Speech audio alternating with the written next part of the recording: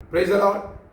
ഈ പ്രഭാതത്തിലെ ധ്യാനത്തിനായിട്ട് മർക്കോസിന്റെ സുവിശേഷം 16-ാം അധ്യായം അതിൻ്റെ 2-ാമത്തെ വാക്യം.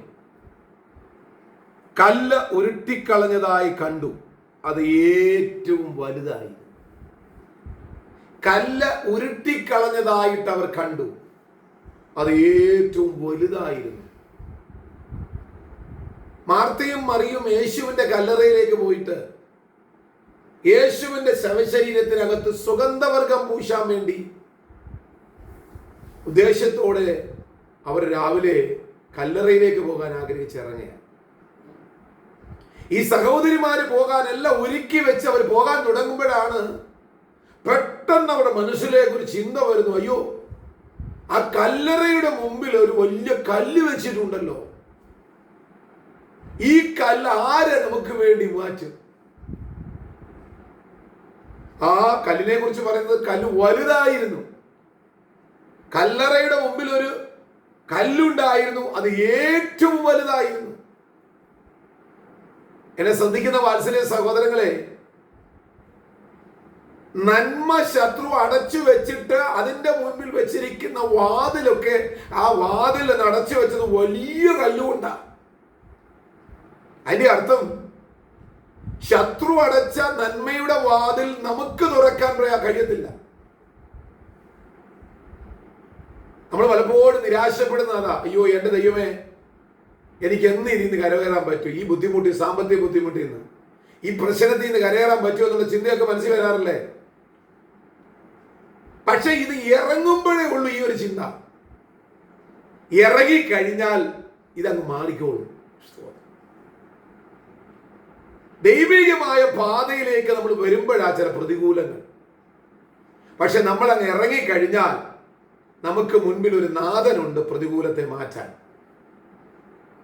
ഞാനൊരു കാര്യം പറയട്ടെ, നമ്മൾ ഇറങ്ങി പുറപ്പെടുന്നത് ഒരു ദൈവിക കാര്യത്തിന് വേണ്ടിയാണ് എങ്കിൽ തീർച്ചയായിട്ടും തടസ്സങ്ങൾ അധികം മാറ്റും. നിങ്ങളുടെ ഹൃദയത്തിലെ ആഗ്രഹം നല്ല ഉദ്ദേശശുദ്ധിയുള്ളതാകണം. അല്ലാതെ ആരെങ്കിലും തകർക്കാനോ ആരെക്കാട്ടിലും വലിയവരാകാനോ ഒക്കെ ശ്രമിച്ചാണ് നിങ്ങൾ ഇറങ്ങുന്നതെങ്കിൽ ദൈവം തമ്പുരാൻ നിങ്ങളുടെ ആഗ്രഹങ്ങളെ സാധിച്ചു തരത്തില്ല. യേശുവിനെ കാണാനും യേശു ക്രിസ്തുവിൽ കൂടെയുള്ള നന്മ പ്രാപിപ്പാനുമാണോ നിങ്ങൾ ആഗ്രഹിച്ചിറങ്ങുന്നത്? അല്ലെങ്കിൽ ആ യേശുവിന് എന്തെങ്കിലും കൊടുക്കാൻ വേണ്ടിയാണോ? തീർച്ചയായിട്ടും നിങ്ങൾ അവിടെ ചെല്ലുമ്പോൾ പ്രതികൂലം മാറിയിരിക്കും. ഇവിടെ സഹോദരിമാർ മാർത്തയും മറിയും ഒക്കെ യേശുവിന്റെ കല്ലറയുടെ മുമ്പിൽ ചെന്നവരുന്നിടം വരെ ഹൃദയത്തിൽ ചിന്തയായിരുന്നു, അയ്യോ ഈ കല്ല് ഞങ്ങൾക്ക് വേണ്ടി ആര് നീക്കും? പക്ഷെ അവിടെ ചെന്നപ്പോൾ കണ്ടത് കല്ല് ഉരുട്ടിക്കളഞ്ഞതായി കണ്ടവർ ഉരുട്ടിക്കളഞ്ഞതായിട്ട് കണ്ടു, അത് ഏറ്റവും വലുതായിരുന്നു. പ്രിയപ്പെട്ടവരെ, എത്ര വലിയേറിയ പ്രയാസമായിരുന്നാലും കർത്താവ് അതിനെ ഉരുട്ടി മാറ്റി നിങ്ങൾക്ക് വേണ്ടി. എത്ര വേദനാജനകമായ പ്രശ്നമാണെങ്കിലും എന്റെ കർത്താവ് അത് മാറ്റി നൽകും. എത്ര വലിയ രോഗമായിരുന്നാലും കർത്താവ് അത് മാറ്റി നൽകും. നമ്മുടെ ദൈവം വിടുതലിന്റെ ദൈവമാണ്, സമാധാനത്തിന്റെ ദൈവമാണ്, പ്രത്യാശയുടെ ദൈവമാണ്. ആ സമാധാനത്തിന്റെ ദൈവത്തെ മുറുകെ പിടിച്ചുകൊണ്ട് നിങ്ങൾ മുൻപോട്ട് ഇറങ്ങിയാൽ പ്രതികൂലം അങ്ങ് മാറും. ഈ പലപ്പോഴും ഒക്കെ നമുക്ക് മടിയാ, പ്രാർത്ഥിക്കാൻ ഇരിക്കുന്നാൽ വലിയ പ്രയാസമാണ്, പ്രതികൂലം വരും. വീട്ടിലൊരു പ്രാർത്ഥന നടത്തിയാൽ പ്രതികൂലം വരും. അല്ലെങ്കിൽ ഒരു വീട്ടിലൊരു പ്രാർത്ഥന നടത്തിയാൽ വരുന്നവർക്കൊക്കെ എങ്ങനെ സൽക്കരിക്കാൻ സാധിക്കും എന്നൊക്കെ ചിന്തകളാ. നിങ്ങളൊന്ന് ഇറങ്ങി നോക്കിക്കേ, നിങ്ങളൊന്ന് പ്രാർത്ഥിക്കാൻ ഇരുന്ന് നോക്കിക്കേ, ദൈവം അത്ഭുതം പ്രവർത്തിച്ചോളും. ആകയാൽ കല്ലുരുട്ടി നീക്കുന്ന ദൈവമാണ്. വിശ്വാസത്തോടെ നിങ്ങൾ ഇറങ്ങുക. ഇന്ന് പകൽക്കാലം നിങ്ങളുടെ മുൻപിലുള്ള തടസ്സങ്ങളെ ദൈവം മാറ്റും. വിശ്വസിച്ച് മുൻപോട്ട് ഇറങ്ങിക്കോ.